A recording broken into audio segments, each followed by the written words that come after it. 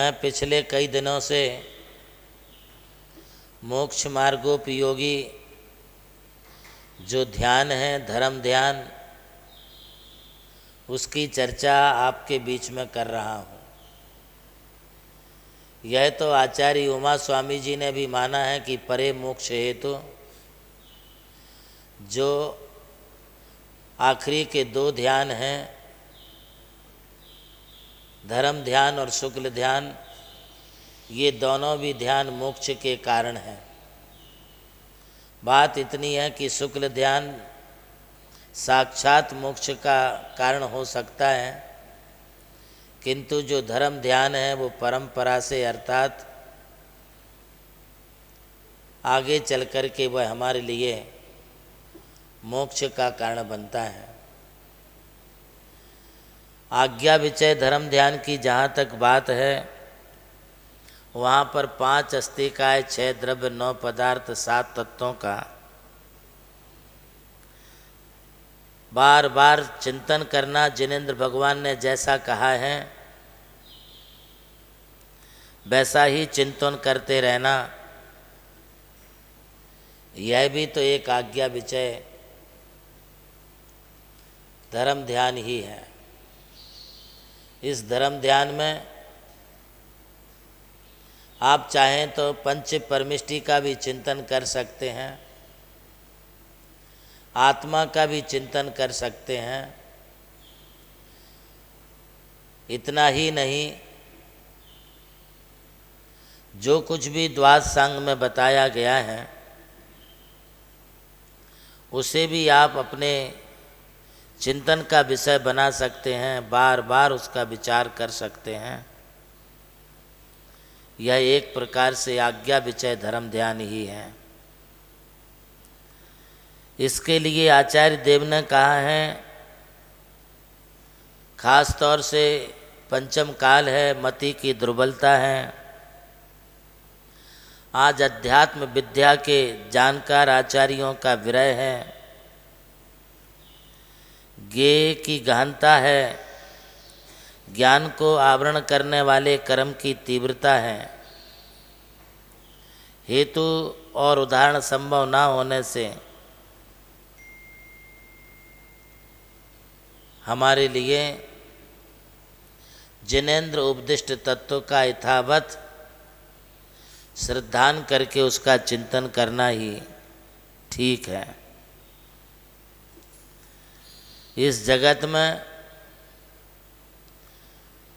केवली पन्नतो धम्मो मंगलम, केवली प्रणीत जो धर्म है वो सबसे श्रेष्ठ धर्म है, और केवली पन्नतो धम्मो लोग उत्तमा, केवली के द्वारा बताया गया जो धर्म है वही लोक में सबसे उत्तम धर्म है।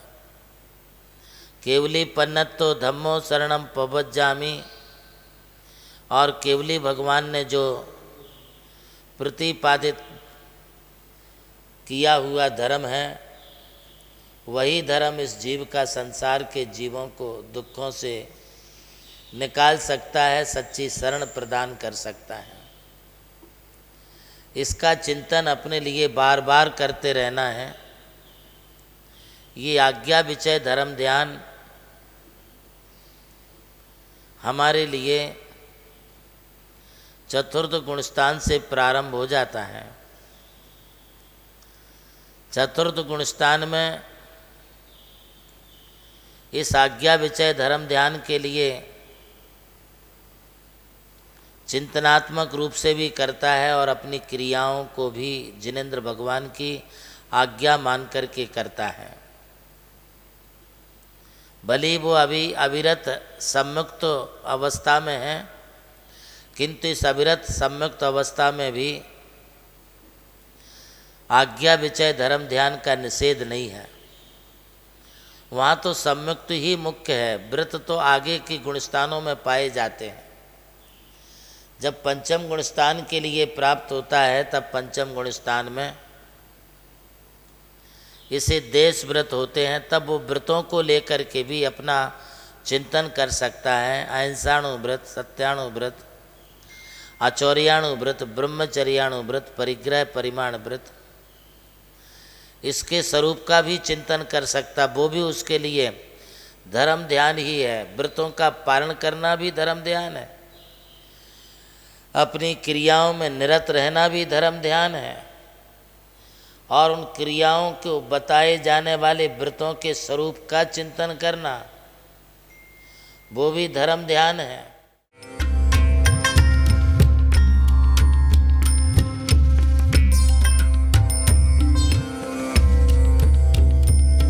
जैन धर्म केवल धर्म नहीं, जन जन का धम है। यही है इस धर्म की संस्कृति।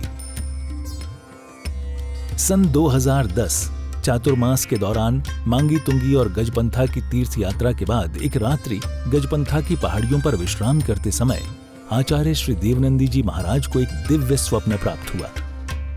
स्वप्न में उन्होंने देखा कि एक ऐसा तीर्थ जिसकी कोई कल्पना भी नहीं कर सका था, एक ऐसा स्थान जहां पंच परमेष्ठियों की भव्य मूर्तियां हों, एक ऐसा समव शरण जो समर्पित हो जैन धर्म की शाश्वत परंपरा को। उस दिव्य संकेत को जीवन में उतारने के लिए आचार्य श्री कुंथलगिरी की ओर विहार पर निकल पड़े। वहां एक श्रद्धालु ने अपनी भूमि पूज्य गुरुदेव को समर्पित की और यहीं से आरंभ हुई मुंबई आगरा हाईवे NH3 स्थित णमोकार तीर्थ के निर्माण की महायात्रा। ये वही भूमि है जिसे राम टेकड़ी कहा जाता है, जहां भगवान रामचंद्र जी ने 12 लाख वर्ष पूर्व तपस्या की थी। आज यही भूमि बन रही है जैन संस्कृति का जीवंत प्रतीक णमोकार महातीर्थ। यहां बन रही है 51 फीट ऊंची अरिहंत परमेष्ठी की मूर्ति, चारों दिशाओं में 31-31 फुट ऊंची अन्य परमेष्ठियों की मूर्तियां। कुल मिलाकर एक अद्वितीय समवशरण की रचना है जिसका वर्णन Guinness book of world record में दर्ज हो चुका है।